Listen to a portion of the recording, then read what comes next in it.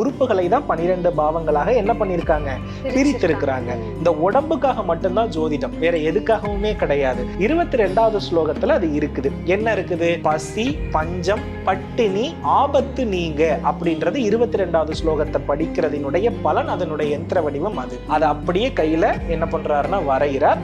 அதை கொண்டு வந்து அம்பாளுக்கு முன்னாடி பிரதிஷ்டை பண்றாரு.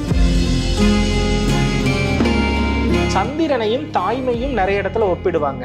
சந்திரனையும் தாய்மை தாய்ப்பாலுக்கு நிறைய இடத்துல ஒப்பிடுவாங்க. சந்திரனையும் பசுவையும் நிறைய இடத்துல ஒப்பிடுவாங்க. அப்போ ஒரு ஊர்ல சந்திரனுடைய பலம் இல்லை, ஒரு வீட்டுல சந்திரனுடைய பலம் இல்லைனாலே அங்க செல்வ வளம் குறையும் என்பது அர்த்தம். அப்ப யார் ஒருவருடைய வீட்டில் ஸ்ரீ சக்கரம் இருக்கிறதோ அங்க அம்பாள் சிரித்த முகத்தோடு 2ஆம் பாவத்தை மிகப்பெரிய அளவுல ஆக்டிவேட் பண்ணி விட்டுருவோம். 2ஆம் பாவம் ரிஷபராசியில் தான் சந்திரன் உச்சம், அதுதான் நம்ம முகமும் கூட. எங்கெல்லாம் ஸ்ரீ சக்கர விஸ்லாசனம் செய்யப்பட்டிருக்கிறதோ அந்த ஆலயம் எல்லாம் செல்வத்தை வாரி வாரி வழங்கக்கூடிய ஆலயம். அந்த ஆலயத்தில் உள்ள அத்தனை அம்பாளுக்கும் நகைக்கோ வெள்ளிக்கோ பொண்ணுக்கோ வைரத்துக்கோ குறைவில்லாத ஆலயம். ஸ்ரீ சக்கரம் எங்க இருக்கிறதோ அங்கு செல்வம் தங்கும், வாழ்க்கை உயரும்.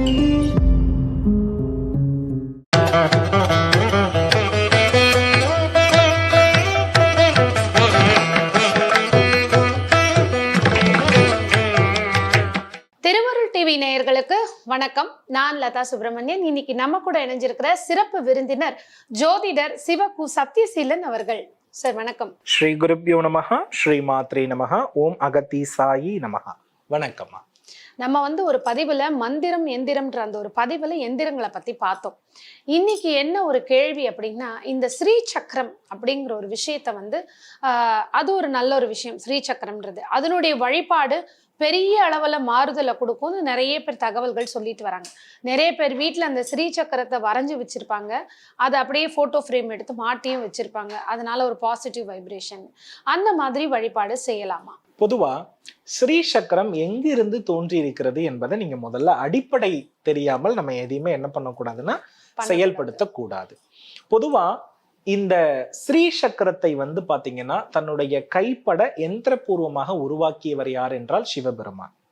ஸ்ரீ சக்கரம் எந்த ஸ்லோகத்திற்கு உட்பட்டது அப்படின்னா, சிவபெருமானே தன்னுடைய மனைவியை வர்ணித்த சௌந்தரிய லகரியினுடைய 22வது ஸ்லோகத்திற்குரிய எந்திரம். இப்போ அம்பிகையினுடைய ஒவ்வொரு அவயமும் ஒரு எந்திரமாக அவர் என்ன பண்றாருன்னா உருவாக்கம் செய்கிறார் என்பதை நீங்க புரிந்து கொள்ளணும். அந்த உருவாக்கத்தினுடைய அடிப்படையில் அதை கொண்டு பூமியில் சேர்த்த பிராப்தம் ஆதிசங்கரரை சேரும். அப்போ இந்த இடத்துல நாம என்ன தெரிந்து கொள்ளணும் அப்படின்னா, நம்மளுடைய ஒவ்வொரு உறுப்புகளும் ஜோதிடத்தில் ஒவ்வொரு பாவம். ஏன்னா உறுப்புகளை தான் 12 பாவங்களாக என்ன பண்ணிருக்காங்க, பிரித்திருக்கிறாங்க. இந்த உடம்புக்காக மட்டும்தான் ஜோதிடம், வேற எதுக்காகவுமே கிடையாது. ஏன்னா நன்மை தீமை பாவம் புண்ணியம் அத்தனையுமே அனுபவிப்பது எது? உடம்பு.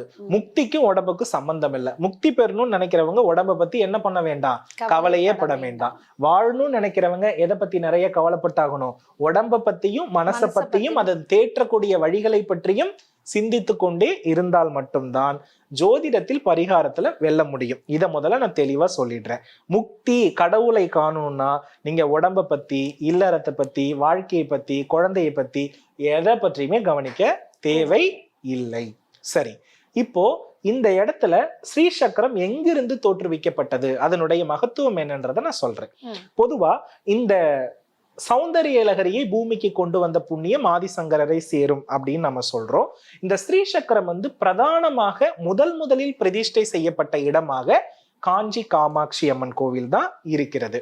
இதனுடைய தன்மை என்ன அப்படின்னா, பொதுவா ஆதிசங்கரர் அம்பிகையை தரிசிக்க காஞ்சிக்குள்ள புகுறாரு. ஆனா அந்த காஞ்சி மாநகரமே எப்படி இருக்குன்னா வறட்சியிலும் பசி பஞ்சத்தோடு மக்கள் எல்லாம் அதிகப்படியான இறப்பினுடைய நிலையோடு என்ன பண்ணுதுன்னா இருக்கிறத பாக்குறாரு. அப்போ இந்த இடத்துல அம்பிகையை தரிசிக்கணும், அம்பிகை வாழ்ற ஊர்ல இவ்வளவு பிரச்சனையா அப்படின்னு அவர் என்ன பண்றாருன்னா சிந்தித்து அம்பிகையை தரிசிக்க வரும்பொழுது அம்பாள் ரொம்ப உக்ரஸ்வரூபினியா காட்சி கொடுக்கறாங்க. அப்ப என்ன ஆகுதுன்னா, அங்க ஒரு காய்ந்த ஒரு மரத்தினுடைய கிளையை கொண்டு அப்படி ஆதிசங்கரர் வச்சு அம்பாளை சாந்தப்படுத்துவதற்கு முயற்சி செய்கிறார். சாந்தப்படுத்துவதற்கு முயற்சி செய்வதற்கு எதை எடுக்கின்றார் என்றால், ஒரு மனைவியை பற்றி கணவருக்கு தெரியும் இல்லையா? அப்போ இந்த அம்மாவை சாந்தப்படுத்தணும்னா, அந்த அம்பாளுடைய முகத்தில் சிரிப்பு வர வேணும்னா, அவங்களுடைய ஒவ்வொரு உறுப்பையும் தானே எந்திரமா வச்சிருக்கிறாரு சிவபெருமான். அப்போ அந்த முகத்துக்கான உறுப்பு என்ன? அந்த முகம் சிரித்து நல்ல அருள்மழை பொழியறதுக்கு எது கரெக்டா இருக்கும்னு செக் பண்ணும் பொழுது 22வது ஸ்லோகத்துல அது இருக்குது. என்ன இருக்குது? பசி, பஞ்சம், பட்டினி, ஆபத்து நீங்க அப்படின்றது 22வது ஸ்லோகத்தை படிக்கிறதினுடைய பலன், அதனுடைய யந்திர வடிவம் அது. அதை அப்படியே கையில என்ன பண்றாருன்னா வரைகிறார். அதை கொண்டு வந்து அம்பாளுக்கு முன்னாடி பிரதிஷ்டை பண்றார். அதை பிரதிஷ்டை பண்ணி அம்பாளுக்கு அந்த 22வது ஸ்லோகத்தையே பாசுரமாக பாடுகிறார். பாடி அப்படி அபிஷேகம் செய்யும் முன்பே அம்பாளுடைய தோற்றம் மாறுகிறத கண்கூடாக பார்க்கிறார். அப்போ இதுல இருந்து நம்ம என்ன தெரிந்துக்கணும்னா, ஒரு வீட்டில் கர்மாவினால் நோய், நொடி, கடன், சண்டை, பிரச்சனை இதெல்லாம் இருக்கிறது என்றால் அது கர்மாவினுடைய வெளிப்பாடு. அப்ப அம்பிகையினுடைய திருவதனம் இருக்கு இல்லையா, அது சந்திரன் போன்ற திருவதனம் இல்லையா? அதுதான் செல்வத்திற்கு. மகாலட்சுமியை கூட நம்ம என்ன சொல்லுவோம்? சந்திர சகோதரி அப்படின்னு தான் சொல்லுவோம். அப்போ அந்த சந்திரனுடைய தன்மை ஒரு ஊர்ல நல்லா இருந்தா மட்டும்தான் அந்த ஊர்ல மழை பெய்யும். சந்திரன் தான் இருக்கிற நவகிரகத்திலேயே குளிர்ச்சிக்குரியவன். நீங்க நல்லா தெரிஞ்சுக்கணும், மனசு நிறைய எந்த நேரத்துல சந்தோஷப்படும்? குளிர்ந்த நிலையில் இருக்கும் பொழுதுதான். அப்ப இந்த இடத்துல சந்திரனையும் காதலையும் நிறைய இடத்துல ஒப்பிடுறத நீங்க பாப்பீங்க. சந்திரனையும் உணவையும் நிறைய இடத்துல ஒப்பிடுவாங்க. சந்திரனையும் தாய்மையும் நிறைய இடத்துல ஒப்பிடுவாங்க. சந்திரனையும் தாய்மை, தாய்ப்பாலுக்கு நிறைய இடத்துல ஒப்பிடுவாங்க. சந்திரனையும் பசுவையும் நிறைய இடத்துல ஒப்பிடுவாங்க. அப்போ ஒரு ஊர்ல சந்திரனுடைய பலம் இல்ல, ஒரு வீட்டுல சந்திரனுடைய பலம் இல்லைனாலே அங்க செல்வ வளம் குறையும் என்பது அர்த்தம். அப்ப சந்திரனை உச்சப்படுத்துற எந்திரம் தான் ஸ்ரீசக்கரம். அப்ப யார் ஒருவருடைய வீட்டில் ஸ்ரீசக்கரம் இருக்கிறதோ அங்க அம்பாள் சிரித்த முகத்தோடு 2ஆம் பாவத்தை மிகப்பெரிய அளவுல ஆக்டிவேட் பண்ணி விட்டுருவா. 2ஆம் பாவம் ரிஷபராசியில் தான் சந்திரன் உச்சம், அதுதான் நம்ம முகமும் கூட. அப்ப என்னன்னா, இந்த இடத்துல ஸ்ரீசக்கரம் எந்த வீட்டில் எல்லாம் இருக்கிறதோ அந்த வீட்டில் இருப்பவருடைய முகம் என்றைக்கும் சிரித்த வண்ணம் இருக்கும். ஸ்ரீசக்கரத்தை பூஜிப்பவருடைய வீட்டில் பொன், பொருள், நவநிதி எதுக்குமே குறைவு இருக்காது. குறிப்பா நோய் இருக்காது. ஏன்னா ஆதிசங்கரர் அம்பாள் கோபமாக இருந்ததினுடைய விளைவுதான் காஞ்சியில மரணம் நடந்தது. காஞ்சியில விவசாயம் செழிக்கல. காஞ்சியில மக்கள் ஊர் விட்டு ஊர் போனாங்க. காஞ்சியில நிறைய ஜீவராசிகள் இறந்துச்சு. அப்போ அந்த ஊர்ல சந்திரனை நம்ம வலுப்படுத்தினாதான் எல்லாம் மாறும்னே அந்த இடத்துல ஸ்ரீசக்கரத்தை வச்ச பிறகுதான் வானம் மேகமூட்டமாகி மழை பொழிந்து ஊர்ல எல்லாமே மாறுனுச்சு. காஞ்சிபுரம் சோலையாக மாறினுச்சு. இதற்குரியவரும் யார் என்றால் சந்திரன். அதுக்கு பேரு தான் மாறினாலும் சந்திரன் தான். அதற்கு பேரு தான் மாரியம்மன். மாரியம்மனை வழிபட்டால் மழை பொழியும். அப்போ இந்த இடத்துல ஸ்ரீசக்கரம் என்பது சந்திரனை உச்சப்படுத்தக்கூடிய மிக சிறந்த எந்திரம். இதை வெள்ளிக்கிழமைகளில் மகாலட்சுமி படத்தோடு வைத்து ஃப்ரேம் பண்ணிடணும். நல்லா புரிஞ்சுக்கணும். நீங்க அபிஷேகம், பூஜை, புனஸ்காரம்ன்ற ஒரு நிலைக்கு வந்துட்டீங்கன்னா அதை கரெக்டா பண்ணணும். நம்ம மனித வாழ்க்கை இயல்பான கர்ப்பபந்தத்தை உடையது. பிறப்புக்கு போவோம், இறப்புக்கு போவோம், எப்ப எது வரும்னு சொல்ல முடியாது. அப்போ ஒரு வாரம் ஸ்கிப் பண்ணிட்டோம்னா அது பிரச்சனை ஆயிடும். அது கரெக்டா ஃபாலோ பண்ணணும். ஆனா மகாலட்சுமி போட்டோக்குள்ள அதை நீங்க பதிச்சிட்டீங்கன்னா அதனுடைய வடிவாகவே அந்த அஷ்டலட்சுமியோடைய அருளும் நமக்கு கிடைக்குமா. வீட்டுல சந்திரன் உச்சம் அடைஞ்சிட்டாலே ஒரு மனிதனுடைய மனதிலிருந்து, செயலிலிருந்து, சொல்லிலிருந்து அத்தனையும் தெளிவிடக்கூடியது. அதனால இது இப்படிதான் இவர் தான் வச்சிருக்கணும், இப்படிதான் வச்சிருக்க கூடாதுன்றது இல்ல. வெள்ளியில ஸ்ரீசக்கரம் இருந்தா மிக மிக சிறப்பு. வெள்ளி ஸ்ரீசக்கரம் என்பது மிக மிக சிறப்பு. தங்கத்தில் இருந்தால் அதை விட சிறப்பு. ஆகையினால கைய அளவு ஒரு வெள்ளி ஸ்ரீசக்கரம் வாங்கி வீட்டில் வைத்து வெள்ளிக்கிழமை ரோஹிணி நட்சத்திரம், அதே போல ரேவதி நட்சத்திரம், இந்த நட்சத்திரத்தில் எல்லாம் பால், பன்னீர், வாசனாதி திரவியங்கள் இதெல்லாம் வைத்து அபிஷேகித்து பூஜை பண்ணணும்னா ரெகுலரா பண்ணணும். இல்லை அப்படின்னா போட்டோ ஃப்ரேம்ல நம்ம ஃபிக்ஸ் பண்ணி வச்சுட்டு நிறைய உணவுப் பொருட்களை வச்சு நம்ம அம்பிகையை வழிபட்டா மிகப்பெரிய செல்வம் கிடைக்கும். ஸ்ரீசக்கரம் எங்கெல்லாம் இருக்கிறதோ அதெல்லாம் செல்வம் பொழியும் ஊர். அம்பிகையினுடைய கோபத்தை தனித்த ஊர் எங்கெல்லாம் இருக்குன்றத சொல்லிடுறேன். காசி அன்னபூரணி ஸ்ரீசக்கரம் வச்சதுக்கு பிறகுதான் அவ அன்னபூரணியா அளந்து கொட்டுறா. புரியுதுங்களா? அதே போல சமயபுரத்தாயினுடைய திருமாங்கல்யம், அந்த அம்பாள் தாலிபாக்கியம் கொடுக்காத பெண்களே கிடையாது. அதே போல திருவானைக்காவல் வாராகி பீடம், அங்க அம்பாளுடைய உக்ரம் உலகத்தை அழிக்க முற்பட்ட போது ஆதிசங்கரர் காதுல ஸ்ரீசக்கரத்தை வச்சு அம்பாளை சாந்தப்படுத்திட்டாரு. அதனால அங்க காதுல.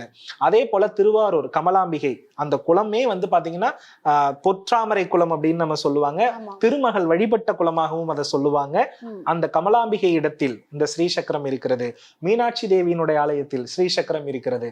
எங்கெல்லாம் ஸ்ரீசக்கரம் சிலாசனம் செய்யப்பட்டிருக்கிறதோ அந்த ஆலயம் எல்லாம் செல்வத்தை வாரி வாரி வழங்கக்கூடிய ஆலயம். அந்த ஆலயத்தில் உள்ள அத்தனை அம்பாளுக்கும் நகைக்கோ வெள்ளிக்கோ பொண்ணுக்கோ வைரத்துக்கோ குறைவில்லாத ஆலயம். ஸ்ரீசக்கரம் எங்க இருக்கிறதோ அங்கு செல்வம் தங்கும், வாழ்க்கை உயரும். நிச்சயமா அருமையான பதிவு.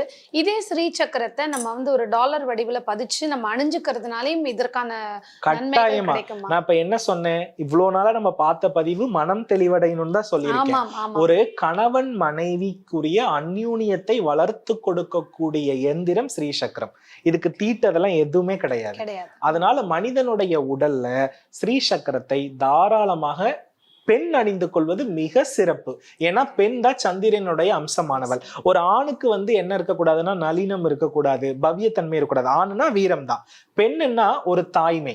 ஆணுக்கு ஒரு தாய்மை இருக்குன்னு சொல்ல முடியாது, பெண்ணுக்கு நிறைய இருக்கும். பெண்ணால் தான் எல்லா செல்வத்தையுமே மீண்டும் திரட்டி கொண்டு வர முடியும். அதனால பெண் கழுத்தில் தாராளமாக ஸ்ரீசக்கரம் அணிந்து கொள்ள மிக சிறப்பான பலன்.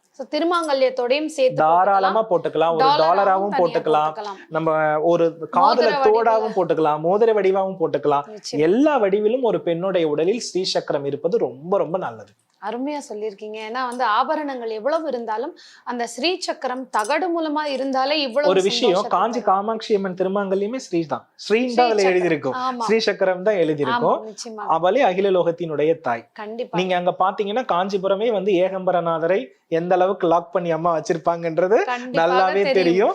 ஆகையினால கட்டாயமா அதை பண்ணலாம். நிச்சயமா காஞ்சிபுரமே இன்னைக்கு செழிச்சிருக்குன்னா அந்த காமாட்சி அம்மனும் அந்த கோவில்ல இருக்கக்கூடிய ஸ்ரீ சக்கரமும் தான் அழகா விளக்கமா சொல்லியிருக்கீங்க. பெண்கள் எல்லோருக்குமே வந்து ரொம்ப பயனுள்ள பதிவு. ஏன்னா நிறைய பேருக்கு சந்தேகம் இருந்திருக்கும், நம்ம அதை இந்த மாதிரி டாலர் வடிவிலையோ திருமாங்கல்யத்தோடய போட்டுக்கலாமா இல்ல பூஜை அறையில மட்டும்தான் வைக்கணுமான்னு உங்க பதிவு நிறைய பேருக்கு தெளிவான விளக்கம் கொடுத்திருக்கு சார். அடுத்த ஒரு நல்ல பதிவுல இதே மாதிரி சந்திக்கலாம். கட்டாயமா. நன்றிகள்மா. வெற்றிவேல் முருகா.